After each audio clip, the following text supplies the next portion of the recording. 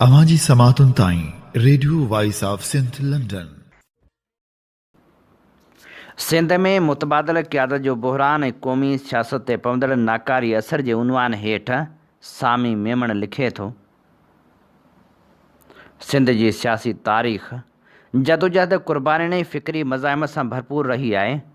हिन धरती अहिड़ा अज़ीम सियासी अॻुवान पैदा कया आहिनि जिन्हनि न रुॻो सिंध जे क़ौमी जमहूरी ऐं समाजी हक़नि लाइ जदोजहद कई, पर पंहिंजी ज़िंदगी जा बहितरीन साल जेलनि, जलावतनी ऐं सियासी मज़ाहिमत में गुज़ारिया। उन्हनि अॻुवाननि सियासत खे इक़्तिदार हासिल करण जो ज़रियो न, पर आवाम खे ग़ुलामी, इस्तहसाल, मुआशी नाइंसाफ़ियुनि ऐं सियासी महरूमियुनि खां निजात ॾियारण जो औज़ार सम्झो। सियासत जो बुनियादी मक़सदु समाज में मुस्बत तब्दीली आणणु, आवाम खे पंहिंजे हक़नि बाबति शऊर ॾियणु ऐं हिकु अहिड़ो सियासी ढांचो जोड़णु आहे जंहिंमें इक़्तिदारी शख़्सियतनि जो न, पर इदारनि ऐं सियासी उसूलनि जो हुजे।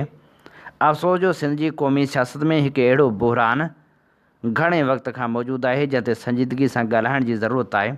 उहो बहरान मुतबादल या ॿी लाइन जी क़यादत जी तयारी जो बहरान आहे, जंहिंजी हर वॾी सियासी तहरीक पंहिंजे फ़िक्र सां गॾु इदारती तसलसल पैदा कयो आहे। ॾखण अफ्रीका में नेल्सन मंडेला खां पोइ बि अफ्रीकन नेशनल कांग्रेस मौजूदु रही। भारत में मुख़्तलिफ़ सियासी पार्टियुनि पंहिंजी क़यादत खे नस्ल दर नस्ल इदारती शक्ल ॾिनी ऐं यूरोप जी जमहूरी सियासी रिवायतुनि में बि पार्टियूं शख़्सियतनि खां वधीक मज़बूत इदारनि जी सूरत में आहिनि, जॾहिं त सिंध में अक्सर सियासी जमायतूं पंहिंजे बानी अॻुवान जी शख़्सियत ताईं महदूद थी वियूं आहिनि।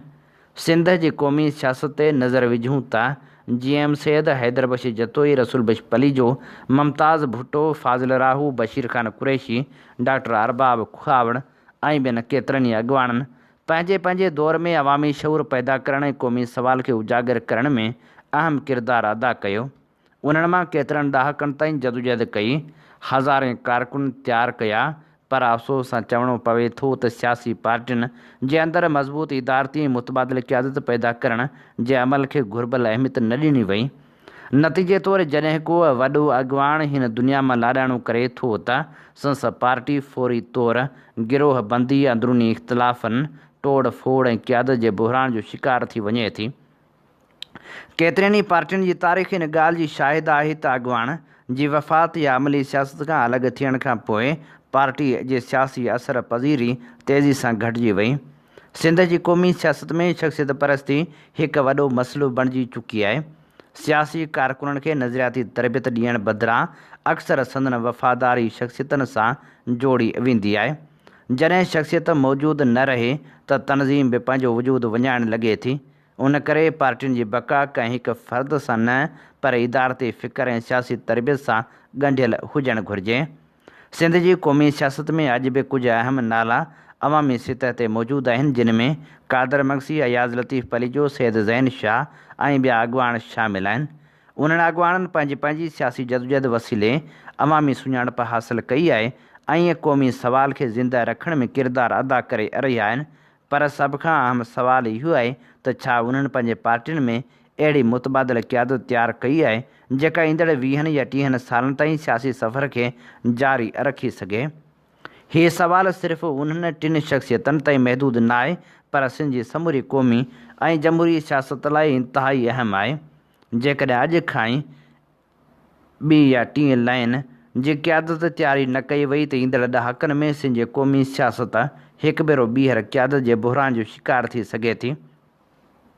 मुतबादिल क़यादत पैदा करण लाइ रुॻो उहिदा विरहाइण काफ़ी नाहिनि हूंदा। सियासी अॻुवाननि खे पंहिंजे नौजवान कारकुननि जी फ़िक्री तरबियत, सियासी शऊर, तनज़ीमी सलाहियतनि ऐं अवामी राबतनि ते मुसलसिल कमु करणु पवंदो। उन्हनि खे जलसनि, सेमिनारनि, सियासी मुज़ाकरनि ऐं पार्टी जे फ़ैसिला साज़ी में शामिलु करणु ज़रूरी आहे।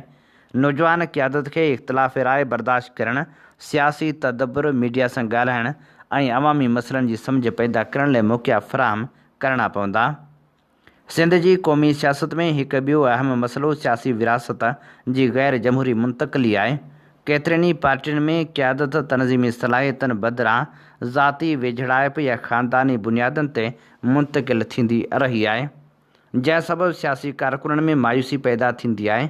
हिकु जमहूरी पार्टीअ जी सुञाणप इहा हूंदी आहे त उन जी क़यादत कारकर्दगी सियासी क़ाबिलियत या अवामी क़बूलियत जे बुनियाद ते अॻिते अची सिंधी सियासी मंज़रनामे जो हिकु ॿियो अहम पहलू इक़्तिदारी सियासत आहे।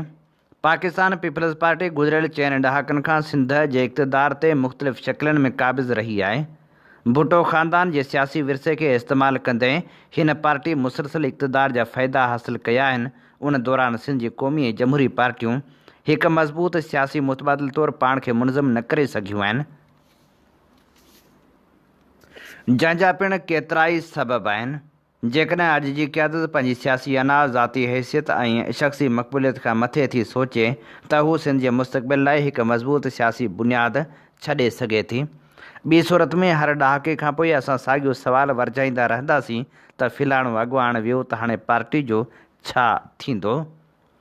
सिंध खे फ़र्दनि खां वधीक इदारनि जी ज़रूरत आहे।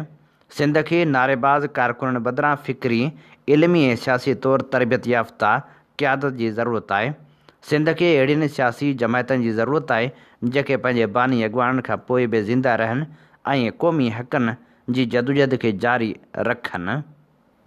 जेकॾहिं कादर मक्सी, अयाज़ लतीफ़ पलीजो ऐं सैयद ज़ैन शाह जहिड़ा अॻुवाण पंहिंजी सियासी ज़िंदगी जी बहितरीन सालनि में नौजवान क़यादत तयारु करण जो अमल शुरू कनि था त ईंदड़ नसलनि लाइ हिकु मज़बूत सियासी सरमायो छॾे सघनि था। ॿी सूरत में तारीख़ पाण खे वरजाईंदी रहंदी ऐं सिंध हिकु भेरो ॿीहर क़यादत जे बहरान, तनज़ीमी इंतशार ऐं सियासी कमज़ोरी जो शिकार थींदी।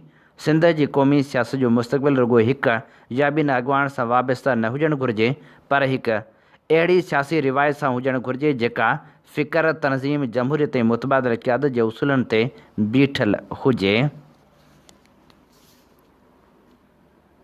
सिंध जी सियासत खे जेकॾहिं ईंदड़ 50 सालनि ज़िंदा ऐं असराइतो बणाइणो आहे त अॼु मुतबादिल क़यादत जी तयारी खे क़ौमी ज़िम्मेवारी सम्झी उन ते संजीदगी सां कमु करणु पवंदो।